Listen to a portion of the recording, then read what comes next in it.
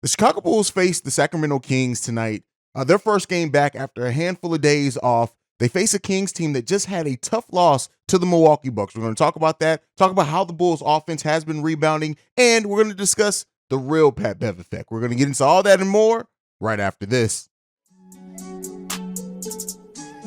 You are now tuned in to Chicago Bulls Central, your number one place for all Chicago Bulls news and content.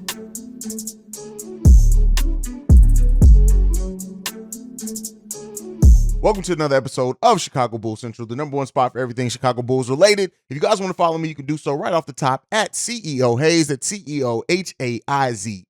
And the Chicago Bulls face the Sacramento Kings today. This is a team that they've already lost against once. The Bulls also have not fared very well against the Western Conference. They're 8-14 against the West this season. And then on top of that, they're like 1-6 against the top four teams in the Western Conference as well. The Bulls just have not done well when they face Western Conference teams. Now, they are at home today, which hopefully does bode well for the Chicago Bulls. Hopefully that home audience is there, lively and involved in the game. But this could be a game that causes some fits for the Chicago Bulls, as the Bulls are fighting for their play-in lives and destiny. They have to execute against every single team that's in front of them. The Sacramento Kings are coming off a tough loss to the Bucks, in which that was a playoff atmosphere type game. That game got chippy. They got physical down the end. There was even a scuffle in the game. And the thing that I'm worried about in this game is that with the teams that are playoff teams and have shown that edge, are the Chicago Bulls going to be able to execute and respond enough if that game does get physical? The Kings ain't playing. Let's be clear. This is not your mom and dad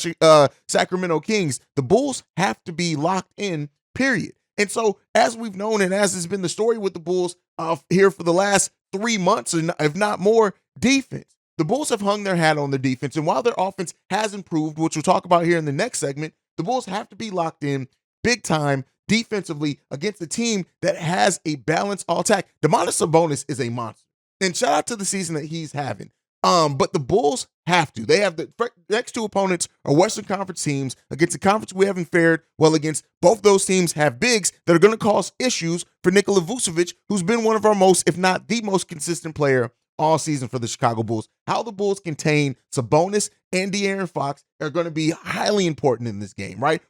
This is going to be a game which we need Pat Bev, I would assume, anybody who's guarding De'Aaron Fox to be locked the hell in. We need big defensive performances from our team today. We're also going to need that offense performance. We're going to need Zach LaVine to continue to be the Zach LaVine that we've seen. We've seen an amazing version of Zach LaVine since the All-Star break. And like I said, I don't like just saying since the All-Star break because it doesn't really paint the full picture. Zach LaVine has had, since mid-December, has been back to our Zach LaVine that we need and that we've paid. So, it's good to see that, and we're going to need him and DeMar DeRozan today. The Bulls are going to have to own matchups. The fact that if they try to leave Kevin Huerter on Zach LaVine this whole game straight up, which I highly doubt that they do, but if they do attempt it, Zach has to kill him. That's what it is. I'm not going to say he has to play well. Zach LaVine needs to kill Kevin Huerter, Malik Monk, whoever they put on him. Zach LaVine needs to look at that opponent, and he needs to demolish them. DeMar DeRozan, Harrison Barnes, another veteran who's probably going to be guarding him most of this game. DeMar's going to have to be the savvy vet that he is, especially down the stretch of the game. Maybe get Harrison Barnes in foul trouble, whatever needs to be done, but he's going to have to score big as well. The Sabonis-Vooch matchup is one that I'm probably most concerned about, but we have enough on this team that even if Vooch has a so-so game, right, has his 10-10 game, which, some Bulls fans will try to act like it's terrible on top of that, but like even if he does not have the scoring output that we're used to, we still need Vooch to rebound. We still need Vooch to pass the ball well. We need this team overall to take care of the ball, limit the turnovers, because this is a team that if you give turnovers, they're going to get out on the run. It's going to become a difficult game for the Chicago Bulls if they continue to allow that. That's what we need to see from this team. That's what I hope we do. The team needs to be locked in defensively. We're going to need role players to step up. We can't have another passive P game. Now, I give Patrick Williams credit. He hasn't been as passive at all since the All-Star break. He's been playing pretty damn good.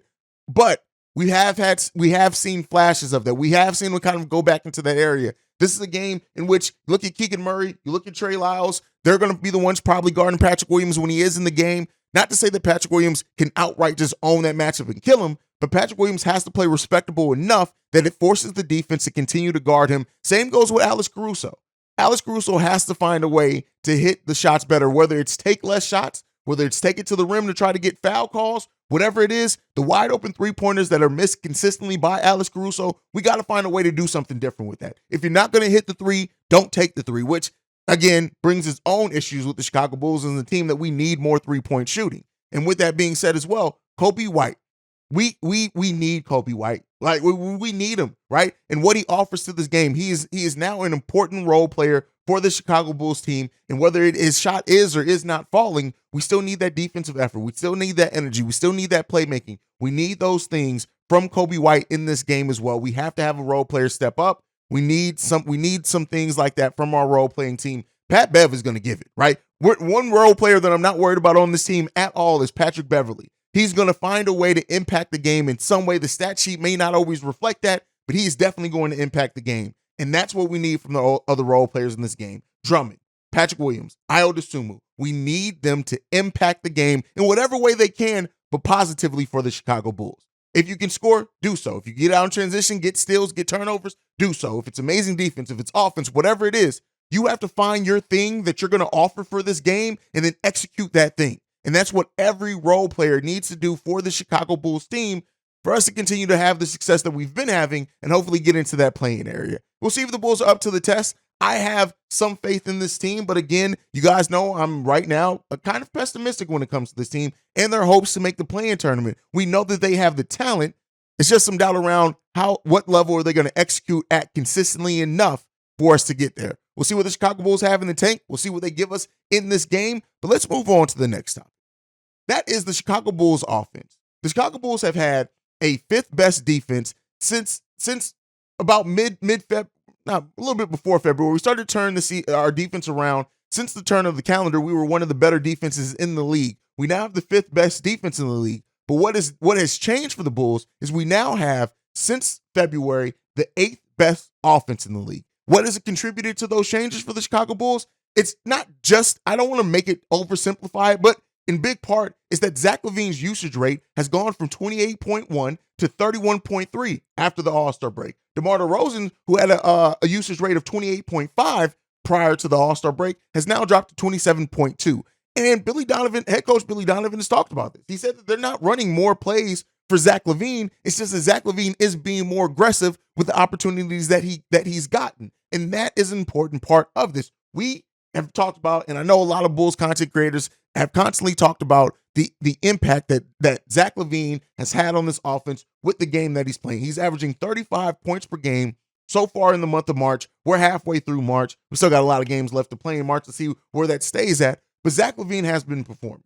And as I've been talking about, everybody is falling back, or not falling back, but they are embracing their roles now. With Zach LaVine being more aggressive, with him shooting a better percentage, with him being more effective, all those things happening, it is helping everybody else fall into their natural roles offensively for this team.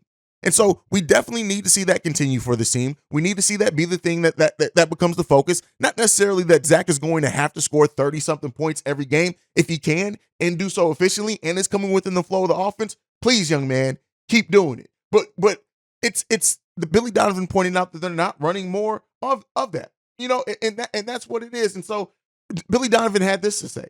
That's what's driven up his usage rate. But it's not like we're running a lot more plays for Zach. I think he's recognizing those opportunities in half court, in transition, when the ball gets swung to him to take advantage of those things.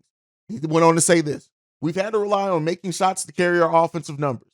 If we can play quicker, more decisive, where the ball is moving and we create maybe some more advantages where we can drive, can get downhill, can get to the free throw line, and can create second chances, that will help us. And that goes to what we've been talking about here for the Chicago Bulls.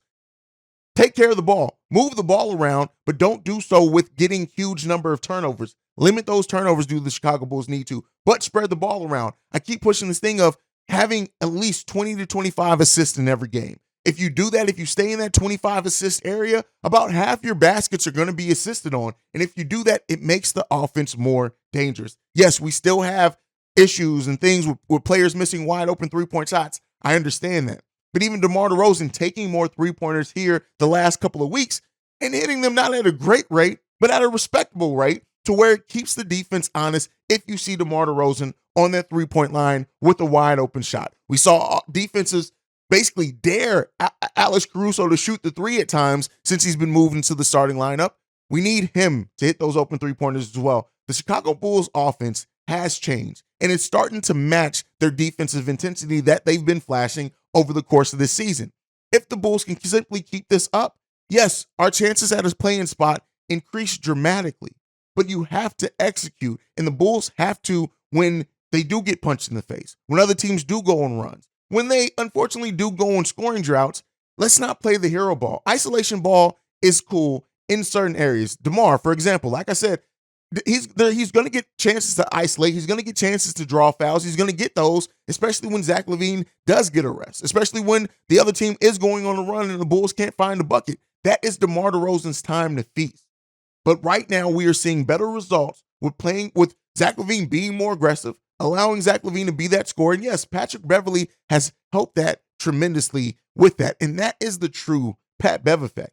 We talked about the Pat Bev effect when he initially came on, the Bulls coming in with this new energy, new things like that. But Patrick Beverley, in being realistic, is averaging 6 points per game, 4.1 assists per game, and 6.4 rebounds per game for the Chicago Bulls. Let's just keep that in mind, right? Our 6'1" point guard that we acquired as a buyout is averaging 6.4 rebounds per game. And he's also shooting 50% from the field, 36% from three-point range. Since he's joined the team, we have gone 5-3 over that area. And what the real Pat Bev effect is just having a leader on the team. It's having a point guard or a player that's going to do everything. Patrick Beverley is basically being Ben Wallace, but in point guard form. And by that, I mean, take those stats, read those stats, throw them out the window. Because Pat Bev is just going to make the right play. He's just going to fight for the loose balls. He's going to fight for rebounds. He's going to get you extra possessions. He's going to check your teammates when you need it. That's the real Pat Bev effect. Not necessarily, causing us to be the sole reason of winning, but he helps people stay in the roles and understand what to do. The communication, the leadership, that is the real Pat Bev effect. And while, yes, it still does suck that we needed that at the point in the season when we were 2/3 of the way through the season, but the fact of the matter is we have it now, and we've been seeing results in that. We need to keep seeing it. We need to keep putting players in the right position, and Patrick Beverley is going to be a big part of what helps the Bulls do that. You hear Pat Bev talk all the time. Like every time Patrick Beverley talks, he's complimentary of his teammates, especially Zach. Even recently saying Zach's a beast. Talked about Kobe White and how good he is, and what Patrick Beverley initially said to Kobe White upon coming to this team. Him and Patrick Williams, like Pat Bev, the real Pat Bev effect is really just leadership. And it was a team that sorely needed leadership as the season went on, and it became more evident that they needed that vocal, as I always say, rah leader. The Bulls needed that. That has been the true impact of Patrick Beverley. That has been the true Patrick Beverley effect. It's just bringing leadership to a team that was sorely missing it. And also a point guard that buys into and believes your head coach's offensive system and philosophies. I know us as Bulls fans, we have our issues. We have our problems with Billy Donovan, and that's fine because you see this team. It's right to have it. But when you have a player as your point guard that is going to enforce and make sure everybody runs that system, of course it's going to make that system look better. And that's what Patrick Beverley has done to this team. Yes, it has helped Zach LaVine be a better and more efficient scorer. Still, Zach has to be aggressive. He's been more aggressive. Yes, Patrick Beverley, the offense has looked better with Patrick Beverley out there. Seeing the 10 rebound games for Patrick Beverley is amazing to see, especially at his size. Pat just does the dirty work. He's the ultimate role player for this team and the one that we needed. And that was the effect of Pat Bev. And let's see if this newfound offense, the defense that slowly started to come around, the leadership of Pat Bev, the execution of DeMar, Vooch, and Zach as the big three, the role players stepping up in major ways. Hopefully, maybe you even get healthy. Javonte Green, who reportedly ran and cut in another practice, still not a full participant in practice, but he's doing more than what I maybe necessarily expected him to do towards the end of the season. This Bulls team has the ability to go on a run for a play-in spot. And let's see how they perform. The next couple of matchups, we've talked about it, it's going to be a tough schedule for the Chicago Bulls. They got the Kings. We got Minnesota after that. The Bulls have to be locked in and be ready to go. Will they? Can they? We'll see. And we'll be covering it right here on Chicago Bulls Central. Make sure you guys follow us at Bulls Central Pod. You can send us any feedback, questions, comments, concerns bullcentralpod@gmail.com. Lastly, if you want to leave a text message and our voicemail, the number to do so, 773-270-2799. We are the number one spot for everything Chicago Bulls related because of you guys. And like I like to end every episode on, go Bulls. Love you guys. See red, especially because it's game day. And I'll see you guys in the pregame show on the live stream today. Peace, y'all. This has been a presentation of the Break Media.